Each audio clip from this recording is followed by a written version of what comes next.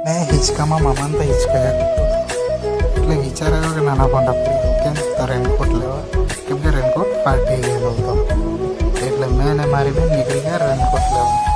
Raincoat પહેરી લીધો, કાળો કાકડો બની ગયો ને પછી ડુંગરનો નજારો જોતો જોતો સીધો પહોંચી ગયો નાના પોંડા. નાના પોંડા આવીને પહેલી શોપા દેખાઈ તેમાં ઘૂસી ગયો અને રેનકોટ ફાઇનલ કર્યું પણ એ ટૂંકું પડ્યો એટલે નહીં લાવ્યો. પાછો તે રેકોર્ડિંગ કરવાનું ભૂલી ગયો, બીજી શોપમાંથી લીધો ને હવે ઘેરે તરફ જવા નીકળી ગયો.